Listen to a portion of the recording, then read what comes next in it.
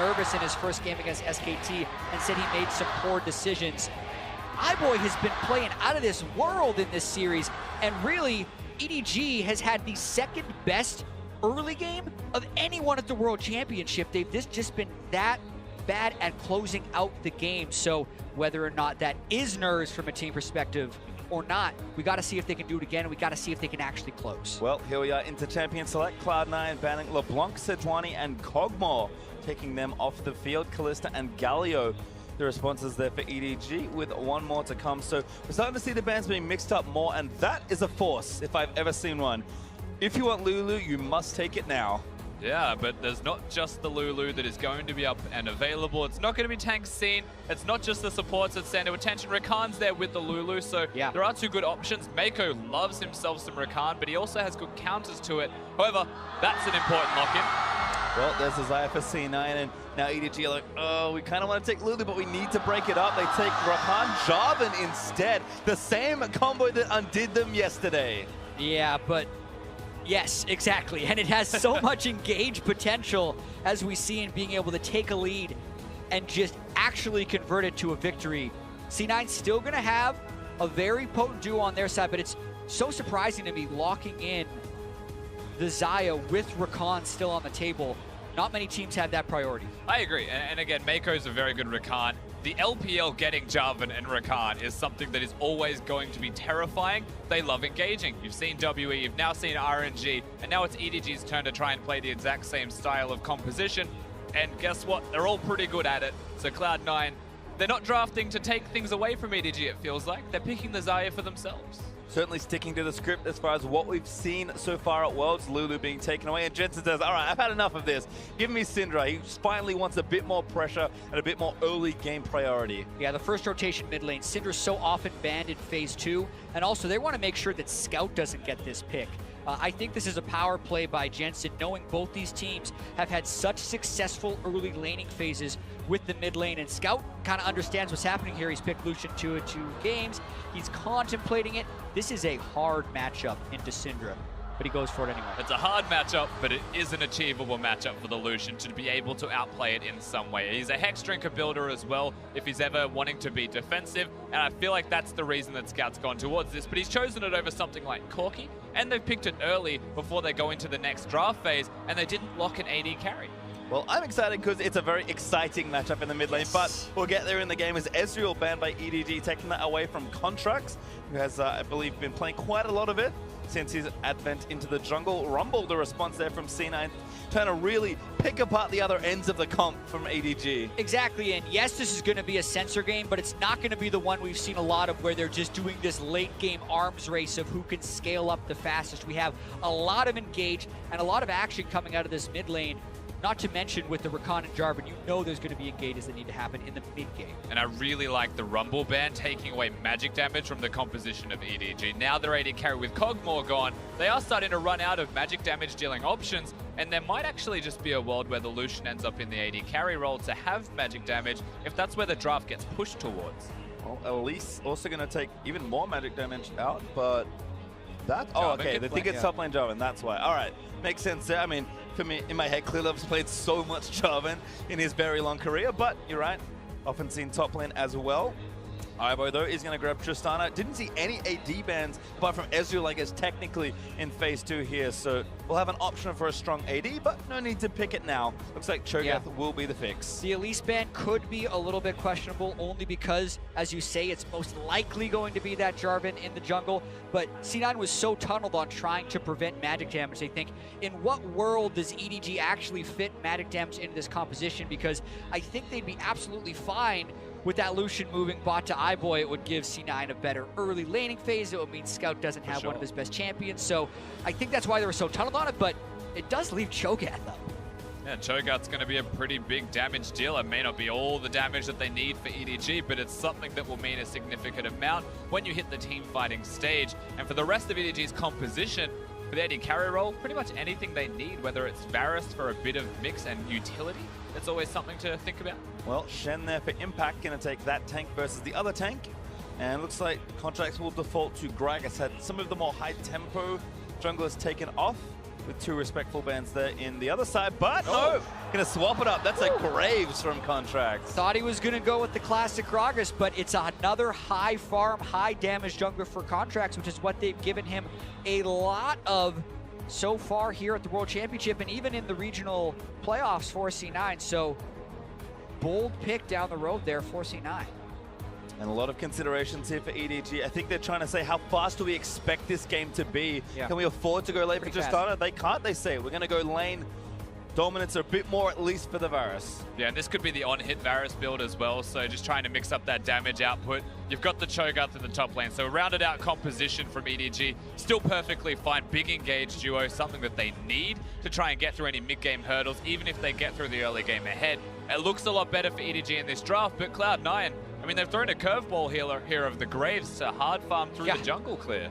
Yeah, and also even the fact that they're going Shen instead of the Trundle that we've seen today, or even the Nautilus or the Maokai, which we'd think that Impact would go for, but it is a classic Worlds pick for Impact once again.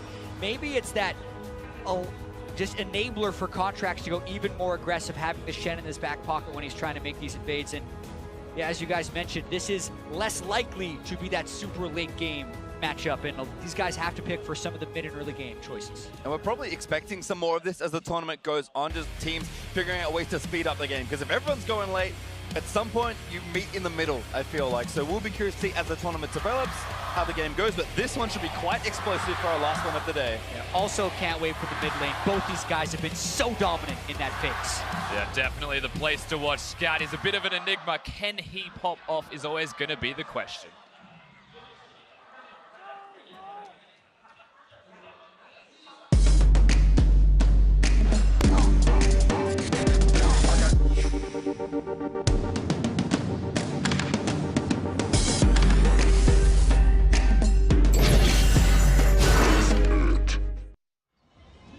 Alrighty, a week almost done as we gear up to finish day number 3 here. C9 versus EDG. 1-1 for C9 as they move into this game. EDG with a big old bagel in the win column, sitting at 0-2. A very important game for these two teams. And Group A, the first group to conclude week 1. So these guys will be done until next week when their group will be decided on one day, where each team play 3 games against each other. So important to go into that extra week of practice with some momentum. If C9 could win this, they are the favorites to make it out of the group. If ED lose, it is an absolute disaster after so many good early games. Yeah, definitely true. So they need this win now, try and reset the defeat and victory ratio for themselves, or week number 2 becomes rather dire. And it all starts through that early game pressure, and some changes have already come into effect here. Firstly, it's not Rek'Sai, it's Jarvan. It's still very good early ganker, but has a bit more of a wombo with the Rakan when they group up. And this, to me, speaking towards EDG, is a big win. They've got a utility bottom lane, and Mako's the shot caller for the team. Clearlove's the shot caller for the team. Put it all together with the draft. That's a good start. So just to note, EDG 5-man invaded at level 1, didn't find anything. Mouse swept a ward that they killed with a sweeper trinket, and now he changed it back in. So EDG are really posturing for something very cheeky here, but a great ward is going to spot them, but they kill it. They kill it again. That's 2 ward kills already. A little bit of experience bonus too could allow for Clearlove to get a little bit ahead, but C9 just going to pull it anyway, and nothing really new. It will reset, so it'll buy some time, but EDG haven't contested it like what Peanut did in the last game. He's just going to go back towards his own blue buff, and he's actually not going to get a leash for that either. EDG want tempo in the bottom lane, and so this is a very awkward start. Jarvan also doesn't clear very well by himself. He gets very low on his first clear, so don't expect too many early ganks from Clearlove in this one. Also, the call by Scout, pretty bold choice as well. Yes, it helps him to sustain, but Contracts is going to try and kill you with Jensen. So not having that extra health that you could get from a Doran shield is interesting. Well, a bit of damage here from Impact. Mouse going to run himself away. Should be safe for now as he backs up. And you mentioned that before, but it is a good time to check in on the mid laners, Jensen and Scout. Interesting start to the group stage for both of them, and as expected of the caliber of these players, instrumental in helping their team in the early game. That was really clean from Scout as well there to dodge out with the combo. One thing to mention, Jad, is that in the LPL, Lucian's a coveted pick against Syndra. They really do like him. Very versatile as well, but watching this game top lane. Double off Contracts. Early flash from Mouse might have needed it and probably did. Contracts gonna tank some turret hits, but Mouse stays alive. Yeah, it would have changed that 100% 15-minute kill participation from both mid laners because everything has been around the mid lane in the first two games of the groups for these guys, but Contracts trying to make his presence known, and that Shen is actually incredibly good into the Cho'Gath early, yes. If you can get those trades, which Impact has. Of course, Mouse, if he gets the last hit, minions will be able to sustain himself more. So Contracts, though, it's not just once that he's coming to the top lane. The flash was burnt, the teleport was burnt, so why not make it twice? Clearlove, not to be seen. He's at red buff at the moment. Remember, he had a pretty rough clear. Exactly, and I don't think that Contracts 100% knows that or knows his path, but he feels fairly confident trying to get something done with the counter jungle of the Krugs. How patient will they be, and how much poke can Impact get on Mouse by the time this wave crashes? Thanks to turret hit to get some good damage done. Graphically Undying also procking. And now Contracts, the wave is coming. He's going to take these Krugs. And the timing could be perfect, but Clearlove smells something. They might run into each. Oh, no, never mind. Oh, there was a Krug there. Ships passing in the night most certainly as Contracts going to roam down. The junglers for now will avoid each other, and Impact takes his harassment advantage and goes back to base. Can walk if he needs to. We'll see what he chooses to do with that teleport early on. Funny how the Krug doesn't even despawn and Clearlove is able to pick it up. Just the timing of being able to back up Mouse is Clearlove being in exactly the right place because that was a point of danger. And yeah, as you mentioned, it's just time to going back to full clear based on Clearlove's first back. He will be fine in the jungle now once you pick both of the small jungle items up. Jarvan's clear gets a lot more healthy, so the ganks have to now be respected by C9. You can see Scout certainly using Lucian's early laning aggression to bully Jensen here. A big wave that Jensen wants to try and clear, but Scout will make him pay if he can. 10 CS so far, and Scout is doing everything he can to hold this wave and bully Jensen. This is a big wave that will crash, so the 10 will shrink significantly. Jensen, even with the experience disadvantage, should be able to get some of that back. But Scout does have control, and through this control means that he can place extra vision down, or he can work with Clearlove if they choose to make a play. Yeah, and patient time, how many times have I heard you say bully Jensen in the North American LCS? It just doesn't happen. Zero, big goose egg. So the fact that Scout is playing that aggressive, no wards as well, just shows an absurd amount of confidence, but he's dodging a lot of skill shots, he's keeping his health very high, and he brought cleanse, so at the moment, he's playing it just right. And Clearlove very sneaky. Engineers a nice gank here in the top side, but Mouse not really having it. Yeah, it makes you wonder if it was to a gank or to a counter gank. Contracts has been around here a few times. He's been hovering on the top side of the map. Now he isn't at the moment, but Clearlove might just find an opportunity of his own, staying up here for a very long time, however. This may be one of the most forced lane ganks I've seen in a while, but Clearlove tends to not visit lanes if he doesn't think he can get something done. He's going to hit the recall button. Now Impact playing respectfully there, back in his lane. Yeah, I think that was 100% a counter gank attempt based on where the wave was. Mouse really wanted to shove it into the turret to hit level 6, and if the gank would have come, they would have had minion advantage in that engage, and I think that's why Clearlove was there. But the fact that it missed means Contracts gets to keep farming. A reminder there from Scout, actually unleashes the Kali, but Jensen now has his ulti Contract here to make it happen in the center! Oh no, Scout! Good flash, but that's not enough. Jensen gonna grab the first blood. Yeah, awkward flash from Scout, almost not necessary in the end because he was still flashing towards Cloud9's base. Contracts was next to him, and C9, simply by having a Shen and Scout wanting to win his lane so hard, just get a kill. Yeah, that's when Scout isn't thinking about the overall game, but is only thinking about the Syndra v Lucian matchup, because sure, he would have won in the 1v1, but that's not how you play against Cloud9. Contracts is getting beaten on though, as Jensen gonna run up to help. He's out of mana as Clearlove still to run back away. Contracts looking to make the aggressive play and turn it back around. The shield! Oh my god, that's good, and Contracts, he had to reload. Now Mouse is gonna try and get him. If a feast lands, he's dead. Contracts jukes around that very nicely, and he'll get himself out. Clearlove leveled up and smote when he was trying to live through that gank. Very nearly what could have turned into a big mid lane snowball right there if they get a kill on the jungler and the mid. But for now, that lane is still somewhat stable. And well executed by Contracts, all things considered, to get himself out alive, dodging all of the ruptures. Clearlove needs to be careful. He's probably going to die to a blue buff. He's got W. There we go. Everything will just simmer down again.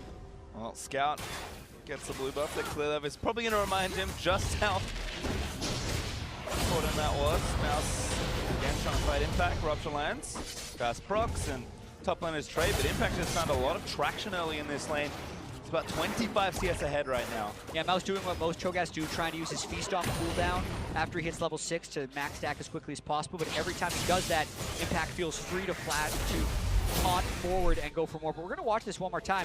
Remember, no magic resist for Scout here. They haven't necessarily recalled, and they're both level 6. So he's playing the range very well at the start here, but then Jens is like, wait a minute, I have Contracts and Shen here. It was a ruse all along. Your cleanse is useless against my raw unleashed power from Syndra. So Scout disrespects it and gets killed. Yeah, I mean, if you remove the tab button from his keyboard, he was doing all kinds of things correctly, but there was a Shen. There's always been a Shen since draft phase, and he just didn't actually notice that, as it seems. Yeah, and we saw the jungle proximity at the start of the game. Scout was much higher than Jensen. Jensen's actually averaged a lower jungle proximity in the first 2 games than he did in the North American LCS, but how quickly C9 get in and get out in the mid lane is what catches people off guard a lot of the time. Scout had not been visited by Contracts for the first 6 minutes of the game, probably felt pretty safe for that all in. He was not. Certainly wasn't, as EDG's dual lane return to the bot side. You can see iBoy very successful on Varus in the LPL. Looks like Ginsu's Rage Blade is the first order of business. Sneaky though, has his BF sword early already and the Targon. So again, kind of our standard bot lane race to the Ardent Sensor has once again begun. And that is the one thing we have to talk about. Haven't really looked at bottom lane all that much. Xayah versus Varus is a medium range AD carry-off. It's not a Cosmo or a Twitch this time around. And there is a very serious carry potential still from iBoy simply existing. Top lane's just fighting each other, really ruining. iBoy's a really good Varus is the point that I'm making. He's actually incredible at it.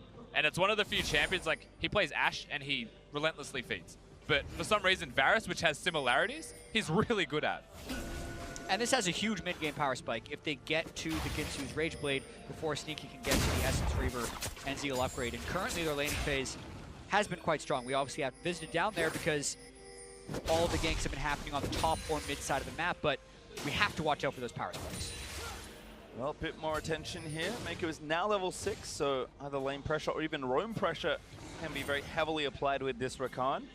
We also saw Impact earlier, still holding a nice 20 CS lead. He's been bullying Mouse with the Tiamat where he can, but getting his armor and getting his items. So right now, bot lane is going to start it up. Mako missing that knockup, but Clearlove very sneaky is there. But Contract now in the mid lane. This could prompt lots of action as Shen. He's going to roam in as well. A great cleanse off, but it's not enough as Impact taunts down and kills Scout. It's a party, and Impact has so much pressure in that lane. Boy, what a huge chain of corruption! Smoothie get a flash and try and get up, but Clearlove dunks him for the kill. And the immediate response from EDG on the bottom side of the map. However, Cloud9 did it earlier, they did it more successfully, and they were already at the turret when it happened. So it's still a big win for C9 here. EDG have responded, so we'll see how much more they get. Yeah, mid lane turret going down first. Very big in the grand scheme of this matchup, but change of plans for Clearlove. He's like, Scout, there's nothing I can do, man. That's a volatile matchup. The Syndra's gonna kill you whenever they press R on you because the Syndra's ahead.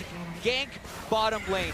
Max range R from the Varus to set up the entire CC chain, and they get the turret for themselves down bottom. But we're gonna watch that mid lane gank one more time. Yeah, so Contracts just finds Scout walking over to the side of the map where Clearlove was ultimately up. Feels like he didn't know that there was a graze there. He wasn't even warding. He was actually just walking towards the bottom side. But iBoy, target selection here is very clever. Sneaky has the ultimate. If he sees it going towards him, there's a chance he just presses R and walks away with all of his summoners. So they pick the Lulu.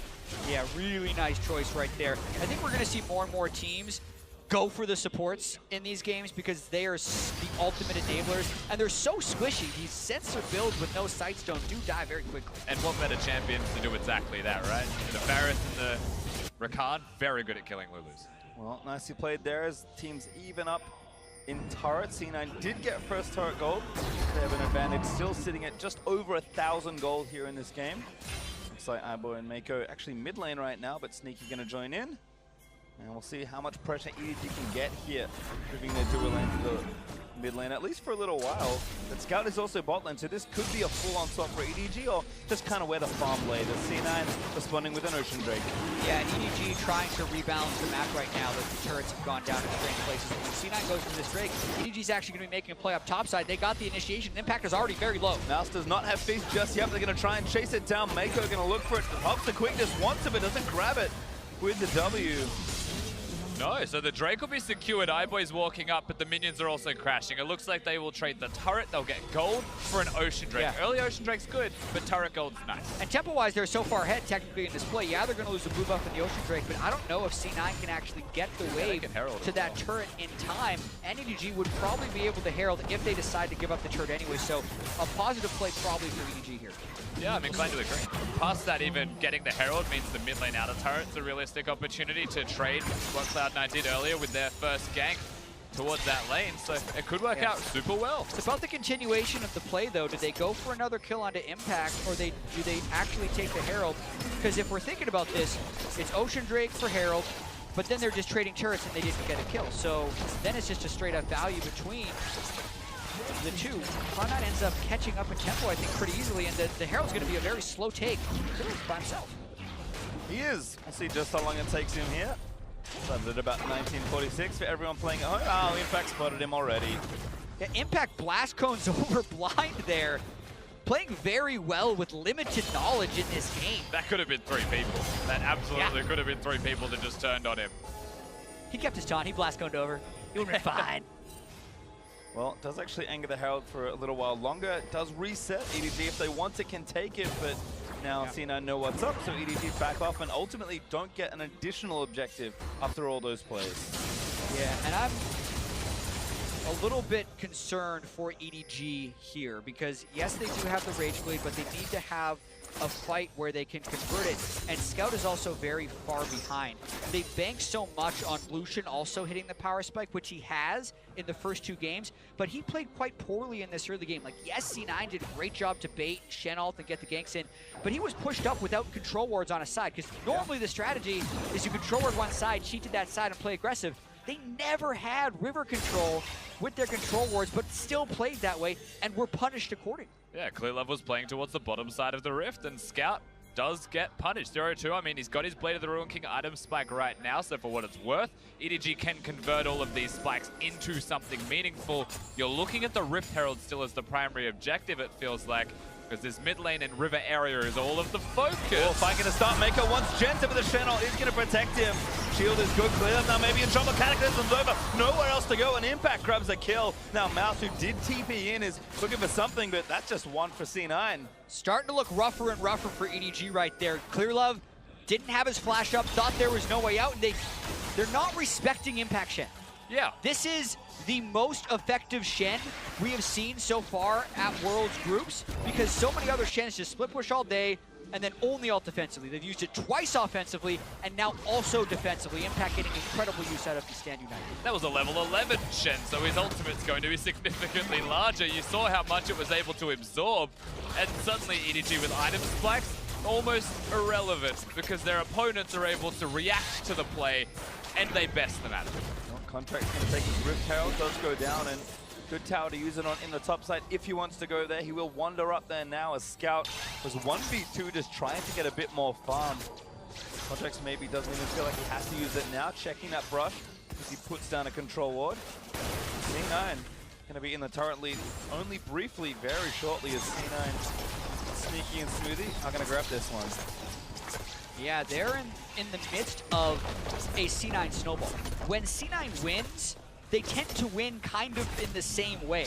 If they can get a decent early game lead from play-ins to the victories at groups here, they've had a really good progression with the way they achieve victory. Currently, they're on pace for that, and it's about EDG to try and disrupt that. They're going mid right now. They still have the sensor, they still have the Rage Blade, and they're stacking it up. Expect C9 to defend. Another good response here from EDG, with the taunt lands in on a Scout. He cleanses it up pretty quickly, but the damage may already be done. I think he actually tanked turret aggro as well. Feels bad. He is way too aggressive this game and is not recalibrated.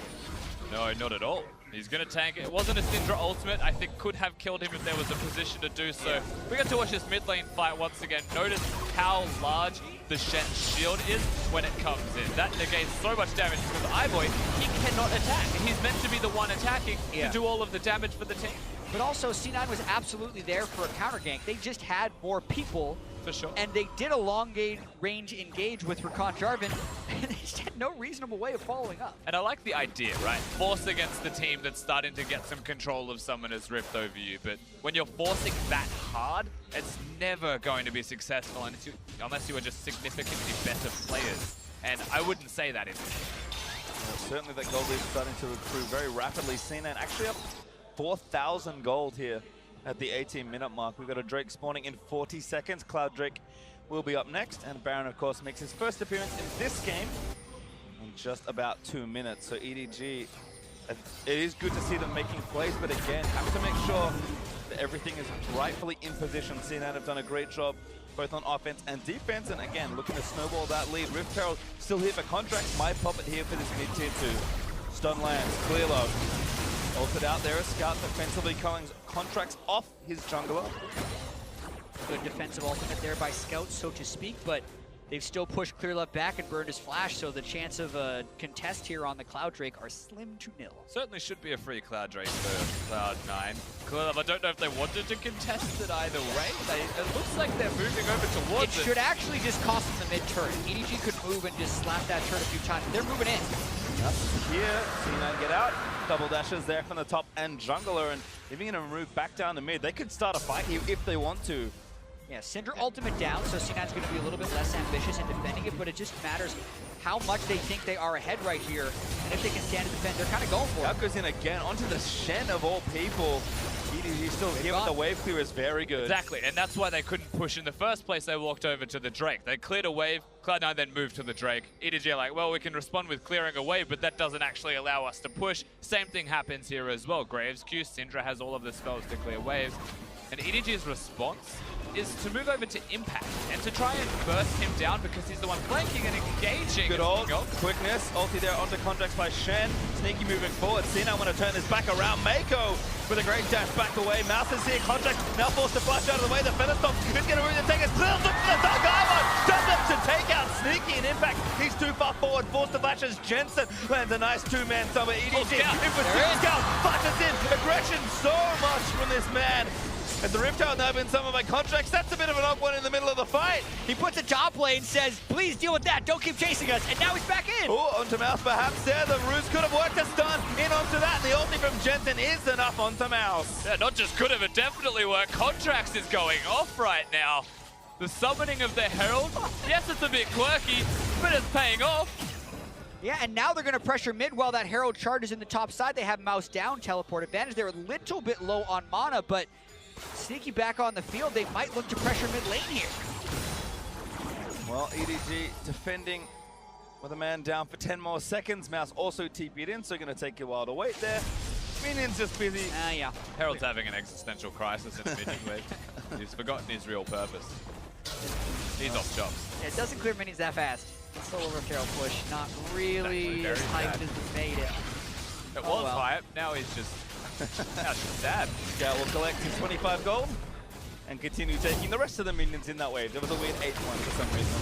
Glad you waited for that Rift Herald dash to go to replay. But here, you can see EDG making the engage, and the teleport is a good teleport by Mouse, and I think C9 is overconfident. Watch where Lulu is in this fight, so Sneaky doesn't have the shielding. The EQR by Clear Love there on Jarvan was perfectly timed with his Eye ultimate timing out, but then the disengage by C9 is pretty good. They end up getting kill on the backside. Scout!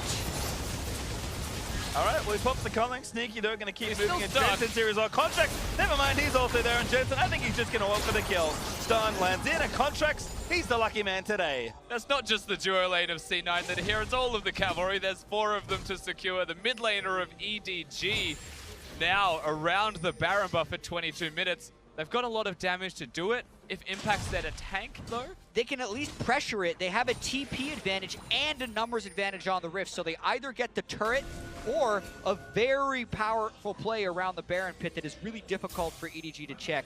And so much of this has just been on Scout overextending time and time again.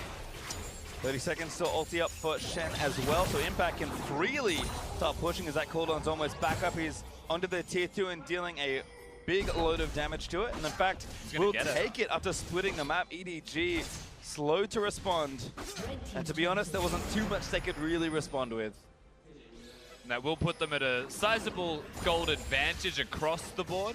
It hasn't really substantiated in any major item purchases except for mid and jungle, though, specifically. So those are the two places that we'll have to continue to watch. Who better to have it, of course, for Cloud9? I'm not going to say anything past that point.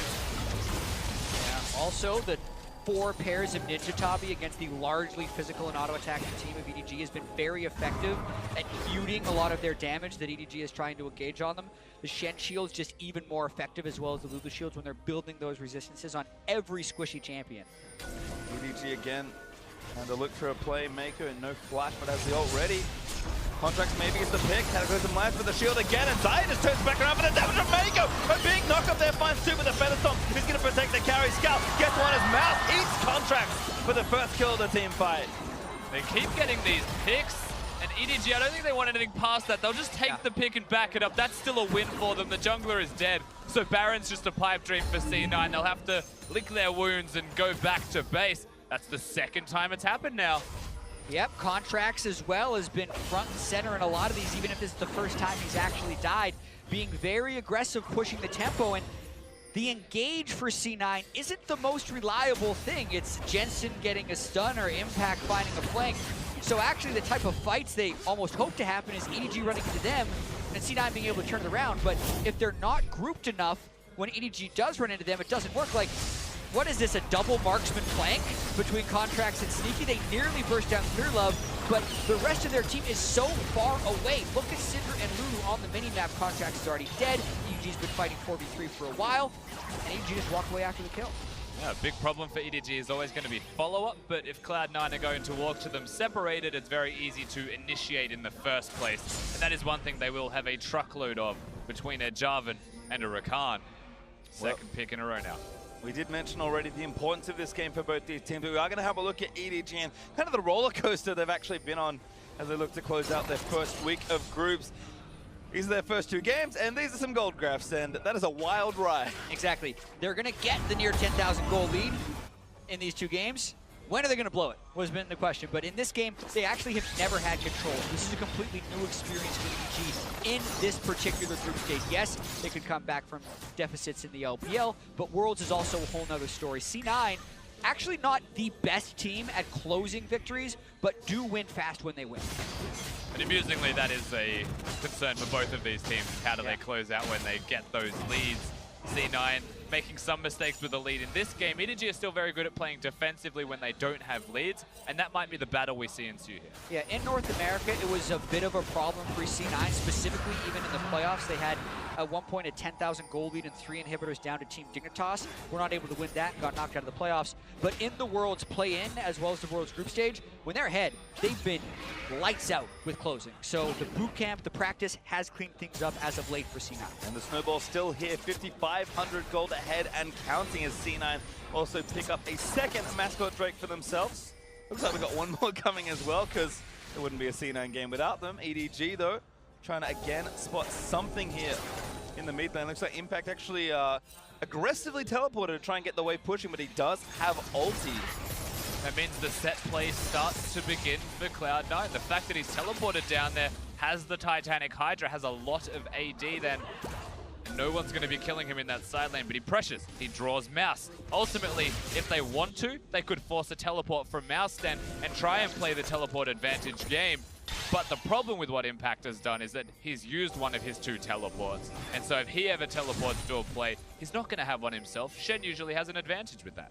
Exactly. You're wondering where C9 would try and make that force, or they're just waiting for EDG to try and get vision. Syndra's still a very threatening pick champion if they can get any type of fog of war advantage. That's why double Farsight Totem on the side of EDG wants to make sure they're not face checking when necessary.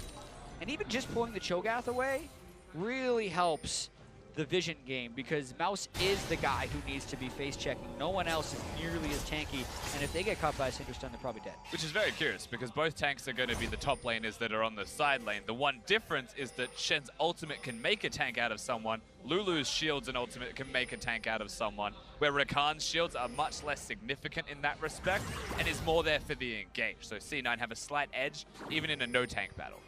Well, again, C9 certainly doing a lot of preparation here around the Baron. Their wards are starting to go down. Base check there. Ivo again gets the root, but a good little buffer there from Contract. Moves him just enough to get out from Clearlove. Mako forced back, though. And the ultimate did come in from Impact. Teleport cancel, Stand United. So neither team actually has the global right now. The question is, does C9 just start the Baron with this control ward, knowing that Clearlove's flash is down and he's a little bit worrisome, or do they just force in?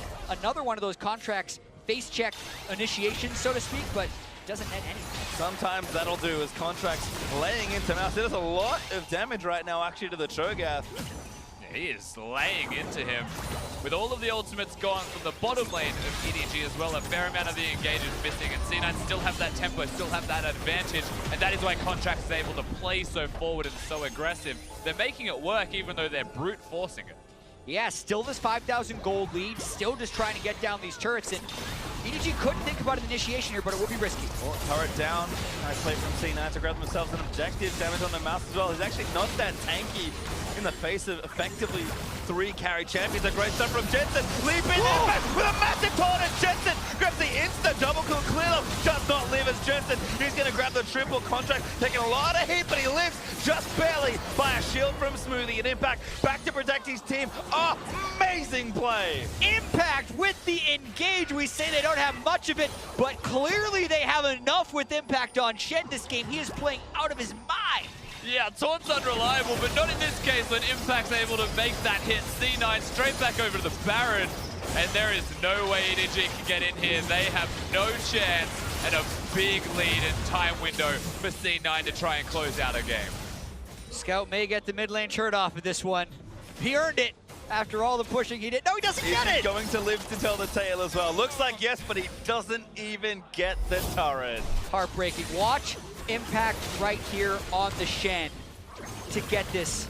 They get the Syndra stun, triple stun by Jensen, into the flash taunt, not the top flash. Impact knows exactly when to do this. Many people would top flash, but that can't get all 3 people, and since they're already stun chained, he just got point blank to get that off. That was started by Jensen, followed by Impact, finished by C9. And immaculate by Jensen as well. The taunt was amazing from Impact. You have to give that extra credit to Jensen. Goodness. The damage he dealt in the last fight. Remember who he starts it off by stunning as well, was the support. That was just a Jensen one-shot of all of EDG. Well, certainly still scaling up. 5-0 and 3, 10 stacks on the Dark Seal. And something very pointy coming EDG's way soon. That's a needlessly large rod. My hopeful money is on a death cap. I think my real money's on Izonius. I'm still a little bit stunned about that damage graph from the last fight. Yeah, it's massive. You're telling me like Sneaky didn't throw some feathers in or Contracts didn't all? 7,600 damage. That fight was like 2 seconds long. You also think of the range it happened at. There's a reason Sneaky couldn't get close enough. No, yeah. Rapid Fire Cannon was completed, so actually he's slacking. Now, one other thing as well is that there's different types of Syndra players around the world. There are those who max E second and those who max W second. And a Once big you max part, E are wrong. Yes, that is absolutely true. Do not max E second, but lots of people still do. The ones who max W have true damage. Yeah. And that's a big part of why he did so much damage when he stuns 3 people, throws a ball on top of them as well. It's going to destroy their health bars. Well, C9 now playing with a big lead, actually now over 10,000 after that last passage of play. Still some turrets to take down as well. Inhibited turrets and their namesakes also up for the taking of C9 want them, so EDG really push back into defensive mode right now. And in fact, Inhibited turrets and Nexus turrets are all they'll have left. C9 with a minute 50 left on Baron take the top tier 2. And EDG have to be so careful right now. They still don't have magic resist on iBoy or Mako. If anyone gets hit by those CCs again, those long-range Cinder Stunts, it's over again. You can hear the crowd behind EDG, even though their backs are against the wall. It is the home crowd for Clearlove in particular and for EDG. But they've got very little opportunities to get into this. They require something special. This might be it, at least to start it off. The turret goes down, but Impact's in a 1v2 that he cannot survive. Inhibitor still goes down though. That's a worth trade for Cloud9. Yeah, they commit a lot to kill Impact. They get the gold for it, but the Siege Breaker happens for C9. An easy push through with that Inhibitor taken down during the Baron power play. And oftentimes you could criticize someone for an isolated death, but in that case it is absolutely worth it to break that Inhibitor because EDG isn't going to get much off the back of it, you would think. Yeah, absolutely. This is one of those moments where EDG probably decided to lose an inhibitor to save the game, which feels really bad to say, right? There is not going to be an Elder Drake up, so you can take that as a consolation if you're EDG. Yep. There's no concern with having the top inhibitor gone. On the opposite side of the map, the Elder Dragon spawning. So just Baron, that's the primary concern. They choose to kill Impact so they can't get more than one inhib. Yeah. They sacrifice one. It feels like chopping off the leg to save the body type of thing. Like, it feels really bad for EDG. Risky decision to do that. I think you're right. I think it is the right call, especially being able to pick up the Cloud Drake on the back end.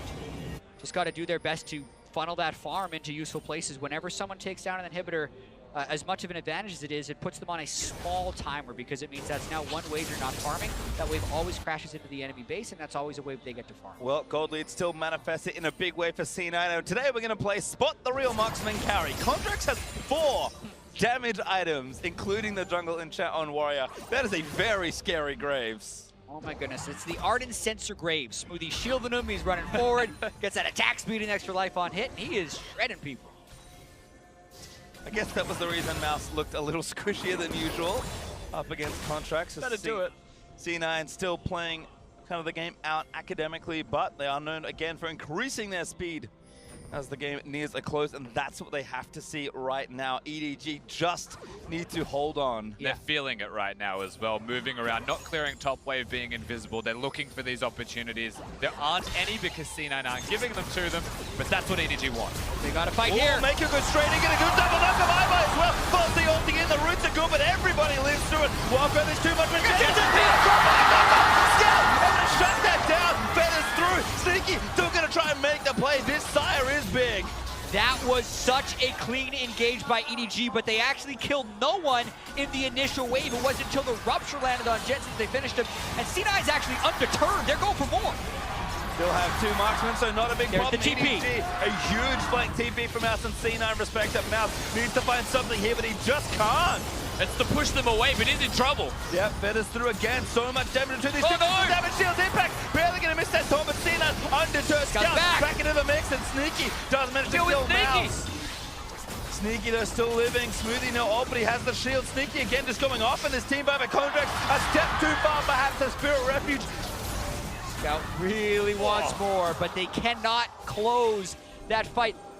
Amazingly, it's 1-for-1 because that was such a close fight. And the inhibitor is still alive, so there are worse things that could have happened to EDG at the end of that. The teleport from Mouse was not to kill them, it was to get them away from the damn inhibitor because Scout had to go back to base. This is all just damage control from EDG, but the engage they had in the middle lane was one moment that C9 pushed forwards, and EDG took it.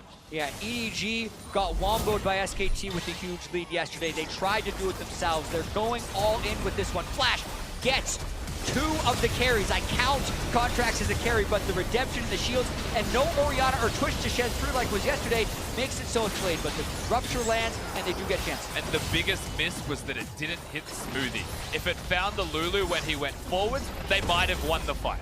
C9, again, kind of replay this, and like you said, Scout, very defensive TP, but a necessary one. Yeah, close to dying once again, but Iboy and Scout comes back, they do a lot of damage. Impact might have killed Mouse if that torn connected too. Big mechanical mistake from the Shen. Yeah, very rare to see him miss that stuff. C9, as you can see, camping Baron on respawn before EDG is going to make back the base. We've got to get back to that Baron. Clearlove might be going for a steal. Oh, Clearlove, he's trying to get it, but a great taunt from Impact will stop that. Sneaky gets the last hit on the Baron, and C9 back on the power play. Yeah, this power play should mean the bottom lane inhibitor. If they're able to push mid at the same time, then it should actually be all 3, and then it's EDG's turn. They have to make the engage again, but Rakan has no flash this time. Varus has no flash this time. There's so many summoners gone. Yeah. How are they going to do it? It's probably a 3-inhib cycle, but they got to try, you would think.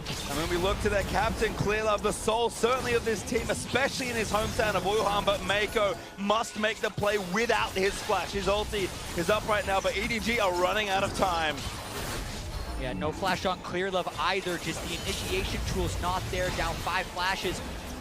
They're just having to stand and watch while C9 takes this, and C9 knows full well that EDG used all of their initiation in that last fight, so got to be careful not to group up. Smoothie is the key, as you mentioned, staying behind that engage to prevent the catastrophe of a full-on initiation. Now 3 inhibs down, Baron up. eventually EDG's going to have to go.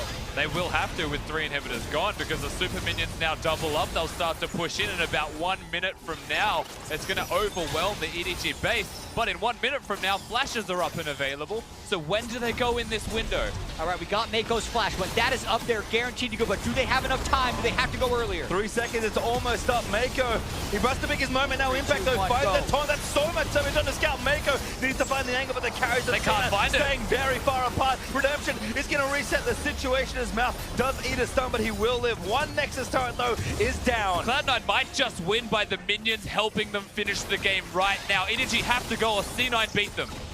Kron's flash is up. It's going to happen in the next few seconds if it's ever going to happen. 2 minutes, that's a burn. Mako goes in, needs to make the play, but all the shields in sneaky. Getting low, but Jensen, that's the dreams crush. Mako dead, Clear Love dead. Everybody from EDG is just falling down. An Impact, he may have died, but Cloud9 today, they will pick up their victory. 2-1 now in this group. And the fans here will be disappointed, but Cloud9 will take the win. Yeah. C9 does not have to play to the crowd at Worlds. 2-1 in the group stage as their week 1 concludes. And this one ended like almost all of their victories have ended. They've taken that early lead, they've played it well, and they'll find a way to get the initiations when necessary to close it out. Impact, to me, was the standout player. Impact and Jensen, the solo laners of Cloud9, had a standout performance. That 7,000 damage team fight pretty much just sealed the whole game for them. Yes, they had the snowball. Boy, did he hit it home. And so impressive as C9 to kind of win the way they've always won back home in the NALCS, to do it on the world stage. Yes, they had an impressive play, but EDG is a fearsome opponent, and today they managed to take them down in a very clean game. And even though everyone in the group has beaten EDG, C9 was the first one to beat them in the early game, which is definitely where C9's strengths have lied so far here at Worlds. They're continuing to play their style as well. The early Syndra pick, first rotation, making sure it can't go down to phase 2 of bans, playing up against Scout, who played his 3rd Lucian game in a row and got kills in both of those previous matchups, shut that down completely. So C9 came to play today. Clean from C9, but it's got to hurt to be an EDG fan, or EDG is the team itself at the moment. The 0-3, this game was a deserved loss for them. The other 2 did not feel like that at all. It's just such a hard thing to contextualize for them, though, because that's 3 in a row, and it means that next week they need to win pretty much all of them to even have a chance. Yeah, especially for Clear Love. He's gone to Worlds and made it out of groups 3 years in a row, but now faced with an 0-3.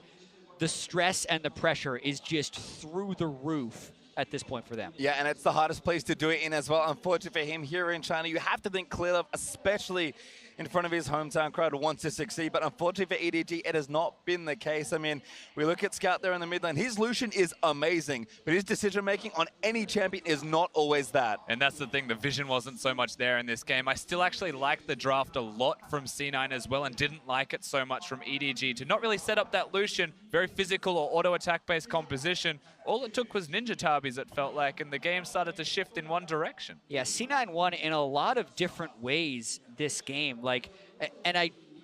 So many people I feel like often discredit Jensen because of the help that he gets. But if it was that easy to play around mid lane, everyone would do it. Everyone they face, especially for the first time, gets surprised by how well and how quickly they can play around that lane. So Jensen definitely shut down Scout today in a big way. Well, no surprises now. We actually are going to speak to the man himself to hear more about Cloud9's win. Let's hand it over to Shox, who's ready with their mid laner.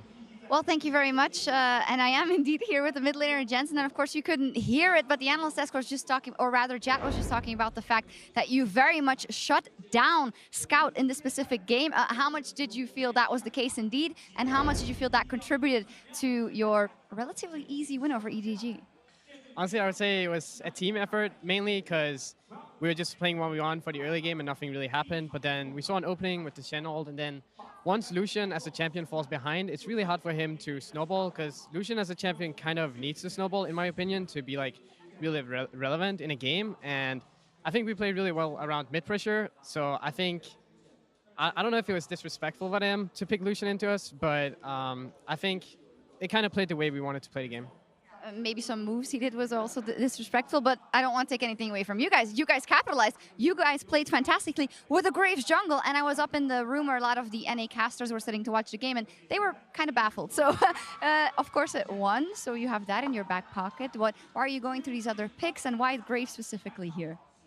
This is going to sound really weird, but we only played one game of Graves and scrims. Reaper just thought, it could work in some matchups, so we tried it, and then on stage, it looked like an okay situation, and it was just like, yeah, let's just try it out, and it's something he's played in the past, obviously, so it's not like, it's a pick he's comfortable with for sure, but we definitely haven't had much practice with it, but it went the way we wanted it to go, so I'm glad it worked out. Yeah, fantastic. You go, it kind of worked, so let's do it. It's only like a super important game in the group stage. But Jensen, how are you feeling? We, of course, know what happened versus SKT, but after that, everything picked up again. So how are you feeling on the Rift? I'm feeling pretty good right now. We're 2-1 in the group right now.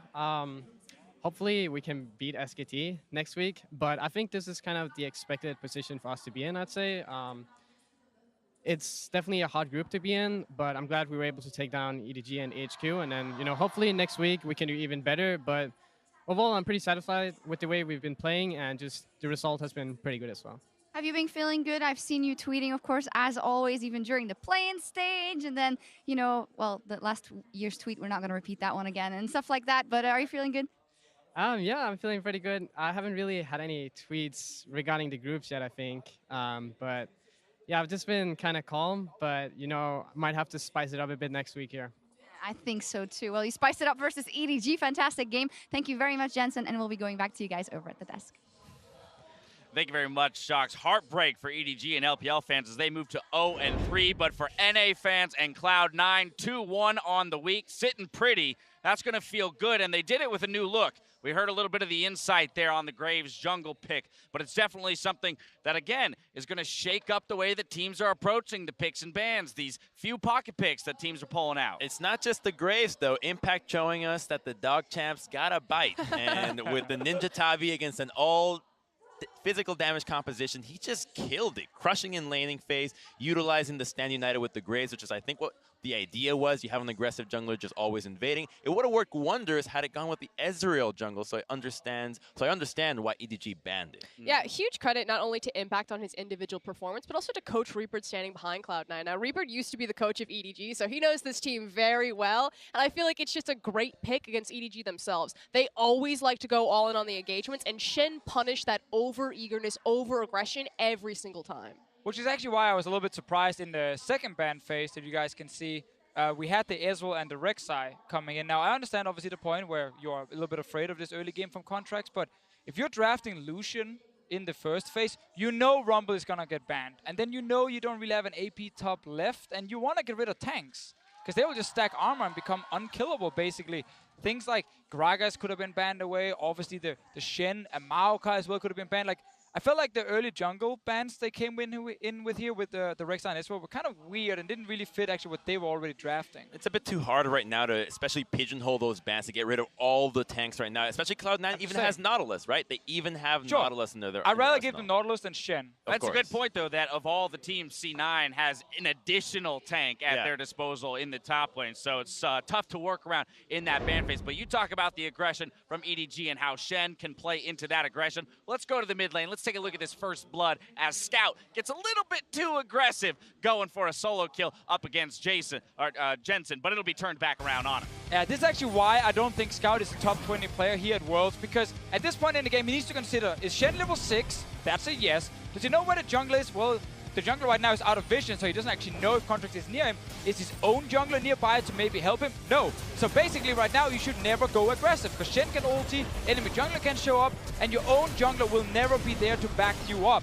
And yet, Scout jumps forward, dies, loses flash. What happens right after? Well, he gets ganked again, and he dies one more time. And if that's C9's mid laner getting, a lead in the early game, we have seen that before. Normally works pretty well. Like, Scout is making these super dumb decisions without any information, and it's costing his team. And that is classic Scout. I would love to say that this is uncharacteristic for him, that this will never happen again, but this has actually just been his MO throughout the LPL. He's either a god or he will cost you the game single-handedly. And if you give gold to Jensen, he'll do work with that gold. Let's fast forward to the triple kill at EDG's base. A triple stun, tons of damage, the nice follow up top by Impact. This one was sick, so just keep your eyes out on the Syndra. The ball was dropped earlier and it just hits everybody with a huge follow-up from Jensen until the Wild growth. And while the ultimate from Graves is not enough to follow up, look at how they escaped. The shield from Lulu on contracts right at the very end, and another one from Impact to keep his carries alive. And there was a lot of concerns coming into Worlds regarding C9's ability to close games. Like, we knew they could get ahead in the early game. In the game yesterday, we showed a stat saying they were actually the second worst team at Worlds in terms of always winning with a gold lead. Yesterday and today, they've shown twice now, when they get ahead, they can actually close out against AHQ and EDG. Very, very impressive performance from them 2 games in a row, and that's why they're sitting right now as number 2 in this group. It was also the specific decisiveness. You know, Impact used his teleport, went bottom, started to push that wave, and then knew he had his ultimate. He uses the ultimate, Cloud9 try to find the engage, but EDG disengage. I'm like, okay, Cloud9, they fumbled their engage. We see this all the time. The Baron setup, the idea was great, but the execution was missed. And then they decided, no, let's hard push it. Let's flash and find a 3-man taunt. Let's find that Syndra Q. These are the differences between Cloud9 domestically and internationally that are making them such a threat. That's an interesting point. Well, Impact came up big for the team, so we're going to send it down to Shox for a chat with C9's top laner. Thank you very much, guys. And Impact is going to try. In English, we do have Robin on standby in case he needs some help. But first off, I just want to know, how do you rather think you guys won that game? What was the most important factor for you guys to win that game over EDG? 임팩트 선수 일단 승리한 거 축하드리고요. EDG를 상대로 우승을 하셨는데 이번 우승 승리에서 가장 중요한 요소가 뭐라고 생각하셨는지 여쭤보고 싶습니다. I'm thinking about it. We good protect for Scout because Scout like aggressive play, but we have Shen, so Scout is got punished, and he can't aggressive play anymore. So we just get advantage mid line, and so we got mid tower first. So we went and pretty well with Snowball. And you played a great game as Shen, and that was a lot of the protection. You guys are doing really good so far. How do you think C9 has improved from last year at Worlds this year? What are your strengths? I'm thinking, this year we thinking about is more helpful team. If Jensen need vision, I'm always ask, and we try is what need team help.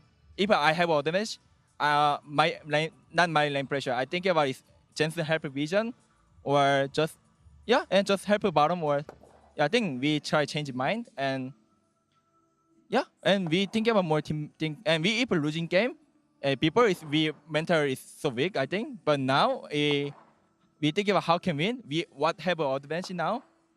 So, and we can come back. So I think this year pretty good now. Good change in mentality, and it's going very well so far.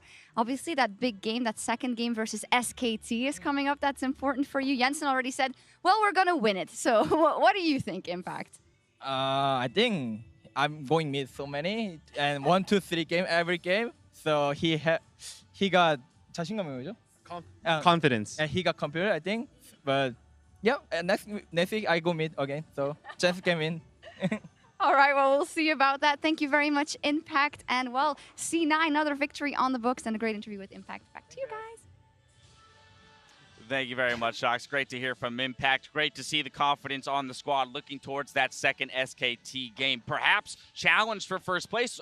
Who knows, right? If we look at the way that they played against EDG here, building a lead in the early game, and then we contrast that with the fact that SKT has struggled in early games, there is that potential for a C9 win next week. Well, Impact just basically confirmed Froska's idea behind the Shen. Scout is going to be so aggressive that if you pick this champion, no longer can he do that. And that's a good sign for Cloud9 that is making adaptations throughout the group stages, reading their opponents as to their specific weaknesses and targeting those. So hopefully when they play against SKT, they can see their faults through their 3 games that haven't been so stellar and maybe come up with a win. Cloud9 are effectively doing what I want all of the LPL teams to do, which is just play to their identity. The thing is so many people throw criticisms at them that they're only like, they're a one-dimensional team. It's all just about Jensen and contracts. And if you can shut that down, you can stall them out. But if that's like just how they play the game, and if it works for If them. the dimension works, just, yeah, right? Just keep throwing the same punch. Absolutely. Well, let's go ahead and take a look at the standings as we close out the day with reigning champions SKT currently undefeated at the top of Group A.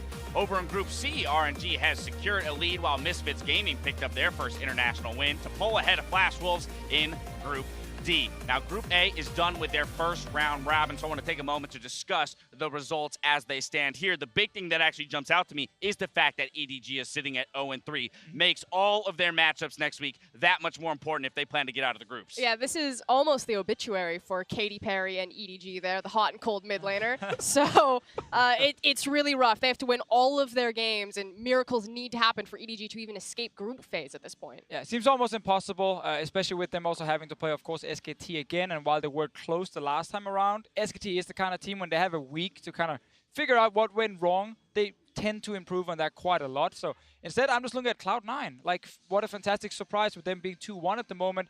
A lot of people had them second, third, kind of 50-50 versus EDG. The fact they just stomped them here in this last game shows that Cloud9 are the best team right now, at least. Now, Group A is done for the week, but the rest of the teams still have one game left to play. If we look at tomorrow's schedule, Flash Wolves will get a chance to gain some ground when they go up against Team WE in our first game, followed by a clash between TSM and Misfits Gaming. From there, the teams in Groups B and C take to the stage with G2 Esports and RNG closing out the day. And I know I'm super excited to see Gigabyte Marines versus Immortals, see what other tricks they've got left in the bag. Oh, I mean, the way that Immortals plays domestically, if they get baited in to something by Gigabyte Marines, I could see all hell breaking loose on the Rift. But what about G2 RNG? That's what I really want to see, even though we have to wait till the last game of the day, because if G2 can actually take that game, the group is all shaken up. RNG have the opportunity to just put everybody else down, keep themselves high above water, and almost guarantee themselves making it out. Wouldn't that be something if RNG and G2 were sitting at 2-1 and it was Samsung Galaxy that was actually in third place moving into the second week? I know you really got a big old smile on the face over there. I'm really scared right now because when I saw RNG beat Samsung, I'm like, oh, okay, G2 are not going to beat Samsung because Samsung is just a better version of G2. So now they will have to beat RNG